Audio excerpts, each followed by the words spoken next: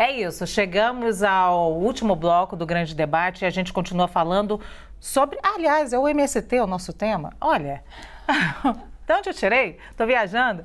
Mas agora com um olhar para a possível CPI das invasões do movimento. Isso porque a analista da CNN, Raquel Landim, apurou que o presidente da Câmara, Arthur Lira, deve abrir a comissão caso o Palácio do Planalto não consiga manter o movimento. A promessa foi feita por Lira em uma reunião com deputados da Frente Parlamentar Agropecuária. Segundo aliados, Lira vem evitando a instalação da CPI, que já conseguiu o número de assinaturas suficientes para não atrapalhar a tramitação de temas econômicos, como o arcabouço fiscal e a reforma tributária. Mas a situação política ficou mais delicada para o governo, que também deve enfrentar a CPI dos atos antidemocráticos.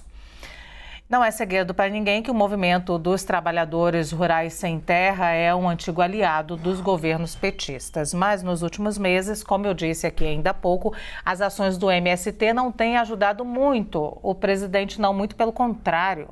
Pressionam a gestão atual e inflamam ainda mais as críticas do agronegócio e de parlamentares da oposição contra Lula. Vou começar então com a Marina Helena esse debate. O governo perdeu o controle sobre as invasões do MST, Marina? Bom, Luciana, invasão de propriedade privada e pública é crime. Então, esse movimento não é o MST não é um movimento social, ele é um movimento marginal. É importante que isso seja dito. E vamos lá. Se quem fez as invasões do 8 de janeiro deve ser considerado terrorista, por que quem está lá de verde e amarelo e invade prédios públicos é considerado terrorista e quem está de vermelho, não? É uma pergunta que eu faço. Por que eu estou falando isso? Porque só esse ano, só agora, a gente teve vários episódios de invasões do MST a prédios públicos, inclusive. A propriedade privada, sem dúvida, inclusive produtiva, mas a prédios públicos. Houve, por exemplo, a invasão de uma fazenda da União na Bahia.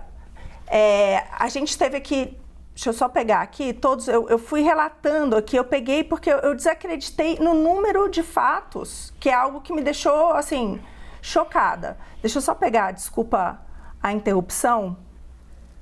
Quando a gente quer, a gente não acha. Mas vamos lá.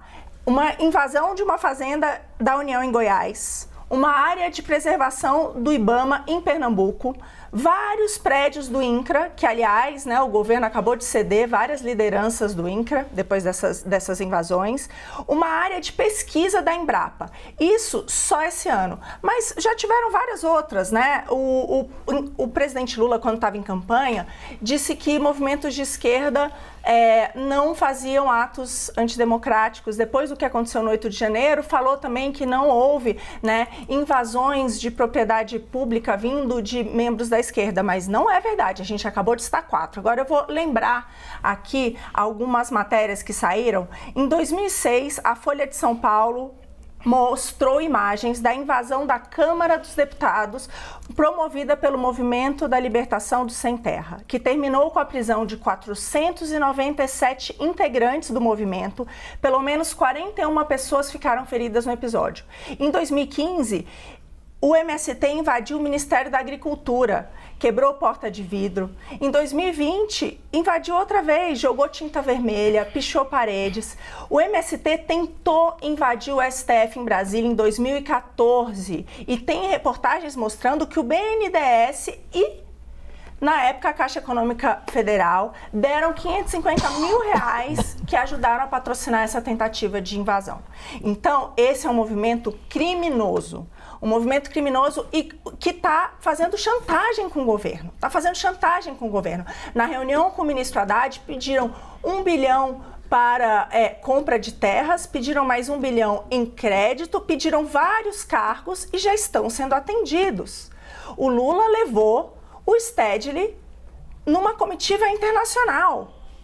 Você pega o líder desse movimento que está fazendo esses atos, que eu pergunto de novo, se a gente chama quem invade propriedade pública vestido de verde e amarelo de terrorista, como é que a gente chama aqueles que invadem propriedade pública vestidos de vermelho e com boné do MST? Então, ele levou o Stedley numa comitiva internacional e agora já cedeu cargos de liderança, né, em 19 estados do INCRA ao movimento, além do Distrito Federal. Então, eu vejo que o movimento tem, sim, feito uma chantagem com esse governo e o governo, ao invés de recriminar esses atos, tem cedido, inclusive dando espaço, né, em seu governo. Então, eu acho que essa é a minha grande questão. Marina Helena deixou aí 51 segundos, então, para depois debater ainda com o nosso querido Roberto Tardelli, que a pergunta é a mesma. A relação do governo federal com o movimento mostra apoio às ações do MST? Olha, veja uma coisa. O MST é o alvo de sempre, né? Porque é o único movimento que contesta a realidade fundiária brasileira, uma das mais atrasadas do mundo. O Brasil é a concentração do latifúndio mundial. Uma grande parte das terras brasileiras está na mão de meia dúzia de famílias. Nós temos que pensar que o MST é o maior produtor de alimentos orgânicos do mundo, por isso que ele integrou a comitiva do Lula. O MST não ele é um... Eu gostaria de ter um vilão que me vendesse comida orgânica e não me vendesse comida com transgênica, com sementes transgênicas. Eu queria ver um movimento social que procura e entregou toneladas de alimentos às famílias famintas durante a pandemia.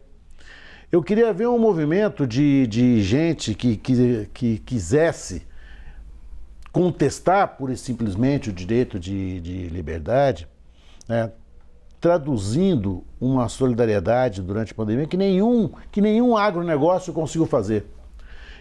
O agronegócio é fundamental para o Brasil, as commodities são fundamentais para a nossa economia. Mas nós não podemos deixar de imaginar, e o MST, quando foi o que ele pediu para o governo Haddad, certo? 3 reivindicações, isso segundo a revista Isto é Dinheiro. 3 reivindicações da campanha do Abril Vermelho. 1. Aumento de recursos do INCRA para a compra de terras para a reforma agrária. Política de crédito especial para financiar a agricultura familiar. E a inclusão da reforma agrária na agenda de desenvolvimento. A ocupação de integrantes do Movimento Sem Terra no INCRA é tão coerente quanto a ocupação de pessoas representantes dos povos originários da FUNAI. Nós não podemos ter o INCRA na mão do latifundiário. O INCRA pertence àqueles que querem a reforma agrária, não àqueles que a combatem, não àqueles que a boicotam. Nós temos que imaginar também que o Movimento Sem Terra é o único movimento que, dos sem terra, só morreram gente sem terra. Só morreram líderes trabalhadores rurais. Nenhum grande proprietário foi sequer molestado. Nós temos centenas de mortes nessa guerra no campo, que não é guerra, é um massacre ao sem terra.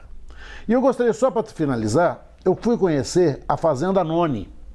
Fazenda Noni fica no Rio Grande do Sul, no norte do Rio Grande do Sul, e foi a primeira grande ocupação do movimento do Sem Terra. Eu gostaria de convidar todos aqueles que combatem o movimento Sem Terra que ali um dia dessem de seu tempo. Fica perto de Passo Fundo, né? É um lugar maravilhoso, é um lugar espetacular, é um lugar de altíssima produtividade e de produtividade de alimentação estritamente orgânica, né? Eles produzem tudo, de carne a soja, eles produzem de tudo. Eles estão dentro da nossa realidade econômica, né? Claro que a vida interna no acampamento existem em outros moldes que não os moldes capitalistas. Mas nós não podemos imaginar que, por exemplo, as 800 famílias que estão na fazenda da Embrapa serão compostas por pessoas, por criminosos. São famílias pobres, miseráveis. O Brasil é um celeiro mundial que tem 60% da sua população em insegurança alimentar. Isso deveria ser o tema da CPI. Como nós conseguimos chegar a ter tanta gente faminta produzindo tanto alimento, tanta commodity assim? Quem deve ser responsável por isso? Não são os sem-teto. Certamente que não. Ô Marina, queria que você tratasse da sua frase, que foi... os dois, aliás, tratassem da frase da Marina, quando ela diz uma frase muito forte, né? Quem está de verde e amarelo é considerado terrorista. Um parênteses aqui, que a gente já discutiu bastante aqui no Grande Debate, a gente não utiliza esse termo de maneira nenhuma, terrorismo, para os atos do dia 8 de janeiro, jamais, ele não cabe. E quem está de vermelho, não. E eu queria que você, depois dessa fala aqui do professor Roberto Tardelli, que você fizesse essa comparação. Por que dessa comparação? Então, Luciana, é o mesmo ponto anterior. Eu vejo aí a questão de 2 pesos e 2 medidas para tratar do mesmo assunto. A gente está falando, quando o professor Tardelli cita que o MST estaria no direito invadindo prédios do INCRA, como assim? É uma propriedade pública.